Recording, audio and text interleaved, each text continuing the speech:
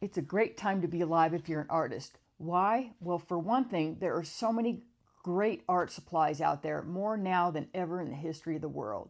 I'll give you an example. Have you ever done gel printing? Well, back in the day, artists had to mix up gelatin in water and pour it into a baking dish to get that gelatin type surface, and they would monoprint off the surface of that. And eventually, of course, the gel would break down and had to be thrown away, kept in the refrigerator, start over. Well, thanks to a mixed media artist named Joan Bess, there's now a permanent version. Back in 2010, she got together with a product designer friend and invented a formula to imitate this gel surface. It was polymer and mineral oil, secret recipe. And in 2011, they launched Jelly Arts Company and they started selling these gel plates. Now, not too long after that, competitors popped up, but I like to buy from the original inventors of this. And today I'm going to do a demo on this 9 by 12 inch gel plate, which is permanent. It can be used over and over again. They're a little funny, a little rubbery, but it's got that tacky surface that the gel originally had. And what I do is I went to the thrift store and got a inexpensive picture frame, a couple of bucks, took the frame off, and I have it mounted on the glass. I don't mount it, it's just sitting on the glass, and this is how I deal with it. It works really well. So I'm going to do a demo on this plate. Okay, the first thing I'm going to do is draw on some paper with pastel.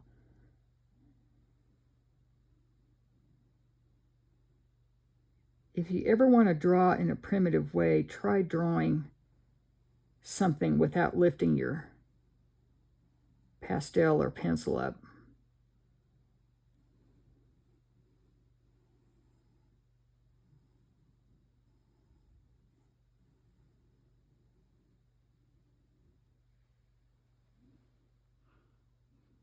Is that primitive or what? I'm going to go with it. Maybe, let's do something else up here.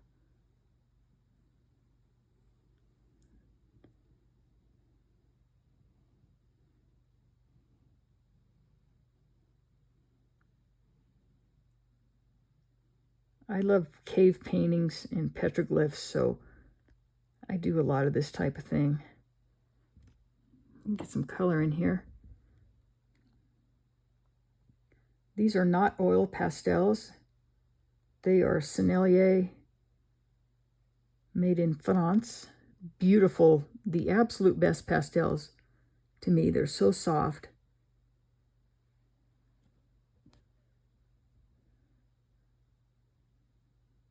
I'll show them to you in a minute.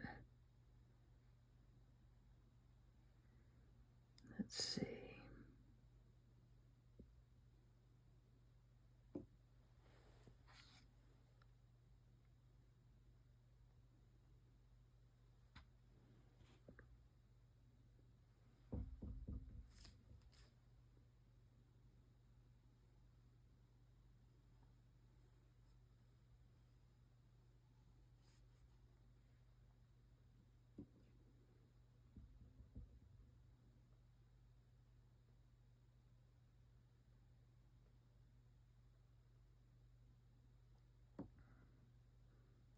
Well, let's get some background noise going here.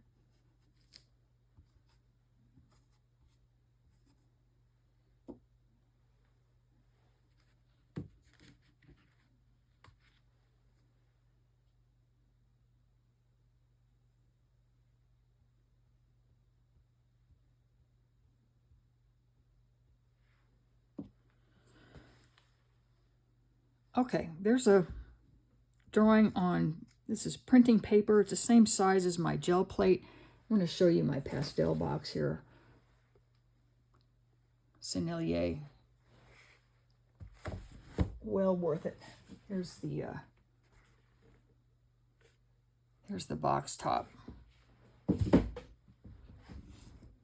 Okay, so this was sitting on the gel plate for no reason other than the videoing purposes.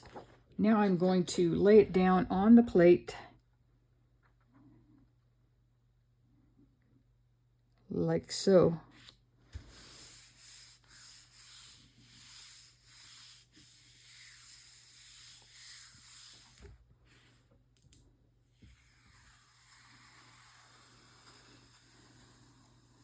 Pull that up and we got a nice transfer onto the gel plate. And this paper is good for another go round at least. So now we don't need to wait for this to dry. Let me get some paint over the top of it. I have white, but I want to muddy it down slightly so it's not like super white. Let's see what that looks like. Yeah, slightly warm white. Okay. This is a Speedball brayer. Speedball has been around forever. And ironically, they were one of the competitors to Joan Bass's company that she started. They've been doing printmaking stuff like these brayers just forever. I remember them from way back. So they make a plate now. It's a little different than the Jelly Arts one.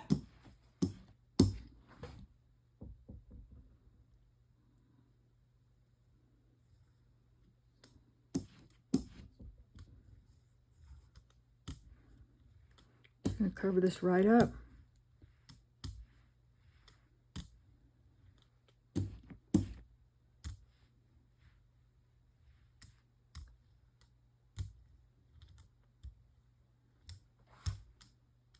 There it is. And now I'm going to take some burlap and press some texture in it. This is a piece of a burlap bag from a coffee shop. If you have a coffee shop near you that has that roasts their own beans, they get big bags of unroasted beans, and this is what it comes in, these big 100-pound bags. So I love burlap for texture. I'm going to lay this on here. Probably a little bit of an angle. Press it in.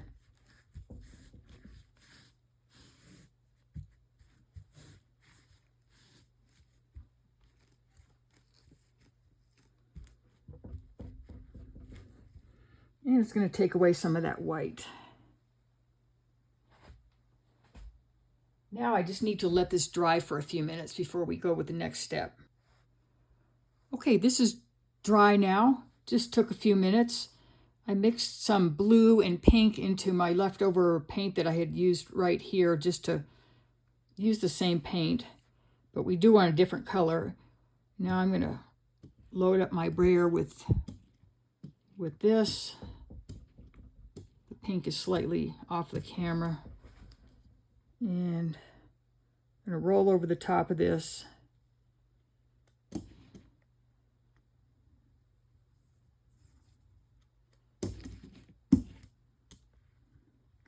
I like to get fairly good coverage on here because this is going to help pull it off later.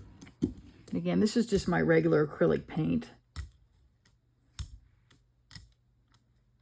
Get the edges really good because that will help the paper pull later in a hopefully clean way. All right, good coverage. Now I'm going to take a sheet of rice paper, 9 by 12. There's a shiny side and a not so shiny side.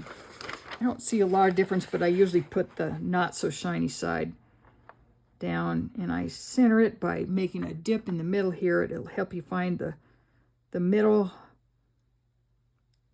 This paper is just slightly larger than the gel plate.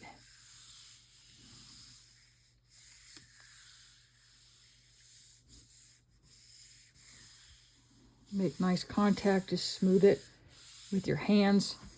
Now the waiting starts. This definitely needs to dry longer than that previous coat. You can actually let this dry overnight. there's no downside. But this will take a few more minutes. You can use some artificial heat like a hairdryer or some sunshine or something. And when it's dry, we'll pull this up.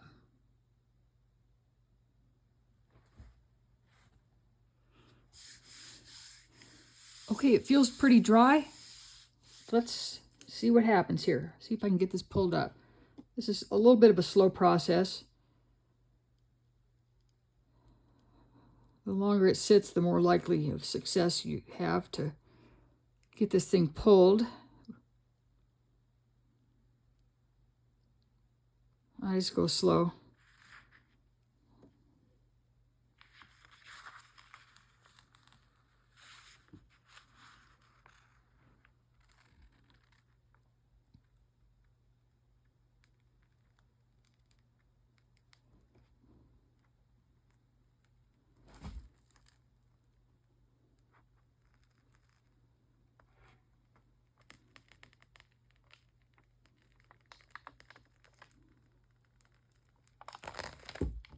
And there it is.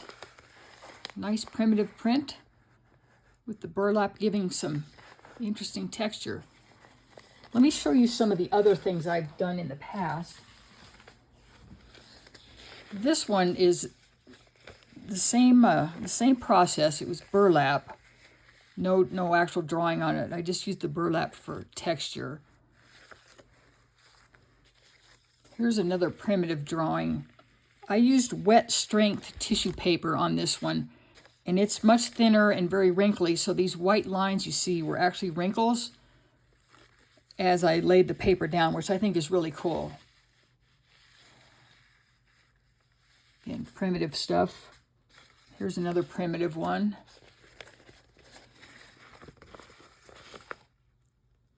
You can see I like petroglyphs. The white here is where the paint did not come up.